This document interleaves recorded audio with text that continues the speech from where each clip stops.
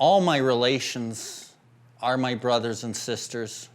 It doesn't matter what color people are. You know, everybody's related and everybody deserves the same equal chance, and they also deserve non-judgment. I have this viewpoint today, but I didn't always have that viewpoint. I spent many of my years, I'm Cree, half white, and I was fairly prejudiced in my life towards different races for whatever reasons, and no good reasons, just reasons that I'd probably heard other people talk about. There's a line in our book called Unreasoning Prejudice. I'm prejudiced about something for no real reason, or we can call it contempt prior to investigation. I'll judge someone or something, and I really have no idea why I'm judging it. And a lot of it comes from what other people have said.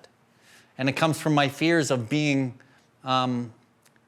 not conforming to what the norm is around me. If everyone else is thinking or acting that way, then I should too, because I have a fear of social security, of not fitting in. So I'll kind of be the chameleon, and I'll just do what everyone else is doing. But I didn't know I was doing this. It just happens, right?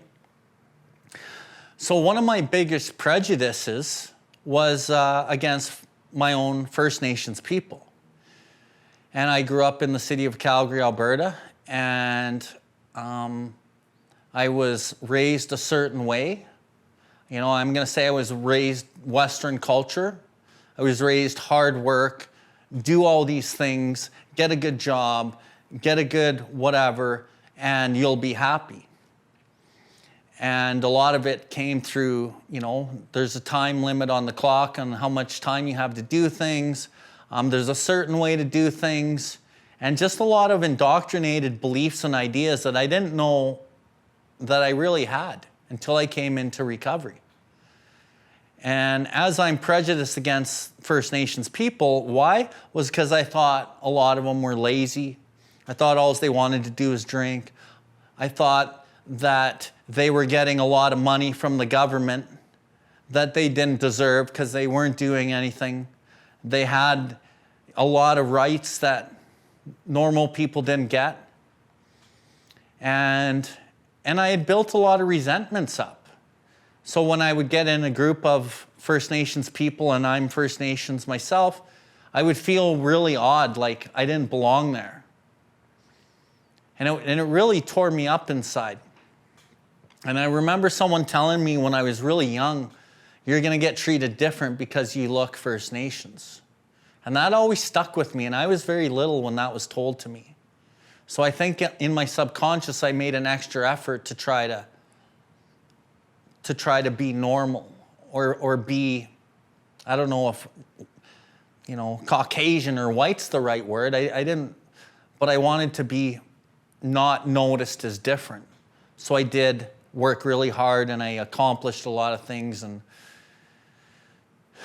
But this prejudice ran deep, and I was prejudiced against some other races, and, you know, even against genders and things like that.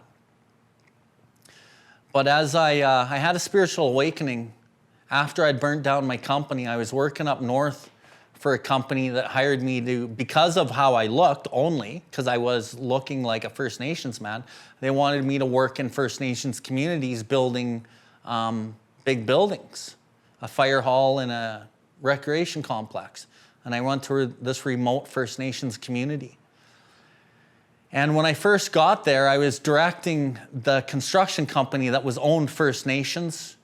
And I was directing all the laborers from the band in a way that I would do it while I was in Calgary. Okay, you got this much time. I want you to do this. And I was very abrupt and very forceful, and I just wanted it to go how I wanted it to go. And I was very successful with that method in Calgary as I built my company before I burnt it down. And I learned a lot of this through trial and error and watching other people around Calgary, how they ran their business and just society at large. So I'm running this way up north there on this remote reserve. And I get in this job for a couple days, and I'm like the big cheese in charge. And then this one native guy who wasn't from that part of the woods. He was actually from Edmonton, but he had been contracted to help run some equipment. He pulled me aside after work one day and he said, bro, you can't do that. You can't run like that. You can't treat these people like that. He says, that might work in Calgary, but it's not going to work here. And if one of these men tells you or yells at you, you better keep walking and don't come back. And if you keep up this type of management of this job site, you got a pretty good chance of getting beat up or possibly even killed. So here I'm warning you, I'm going to give you some information on how to do this. So he sat me down for about 5 hours and told me a whole bunch of information that I needed to learn that I had no idea. So I changed how I was running the operation. I ended up getting shut down because of contaminants on this site, and I went to a more urban First Nations community and I built the community recreation complex. So I cut my teeth with a different perspective and a new attitude, more gentle, more kind, more caring, more hands-on showing, less telling what to do, more compassion and showing and understanding their plight and where they've come from and why they are the way they are.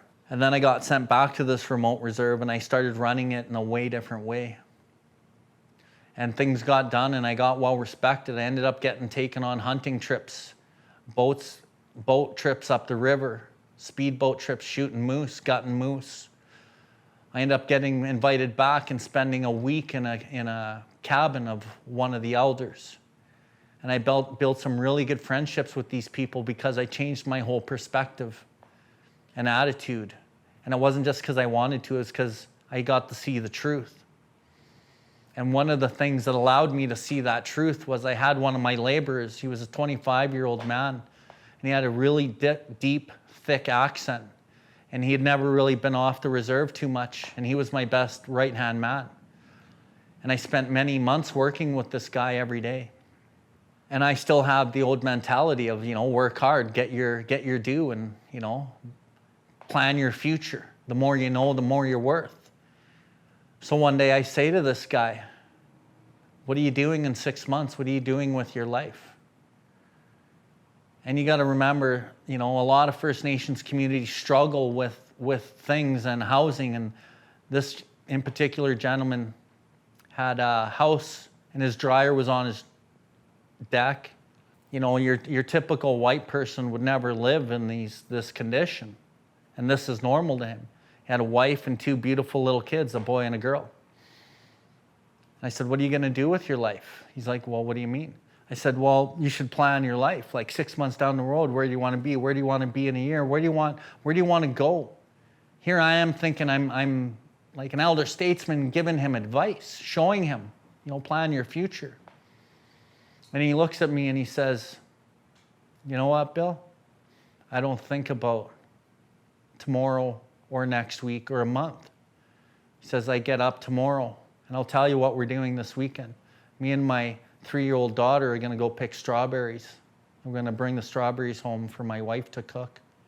She's going to cook a beautiful meal out of these strawberries. And then on Sunday, me and my son are going to walk through the swamp. His son's like 5.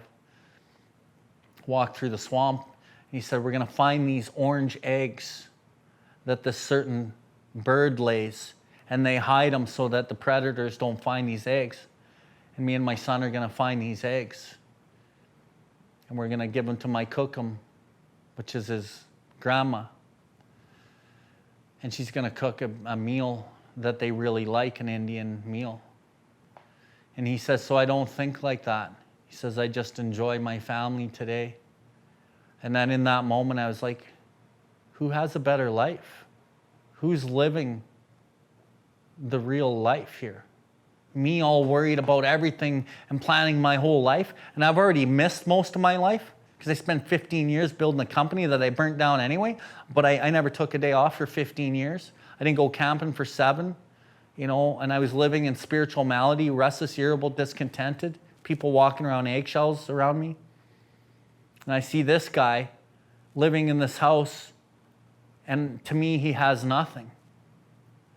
But I realized he had everything. And that really changed me in that moment.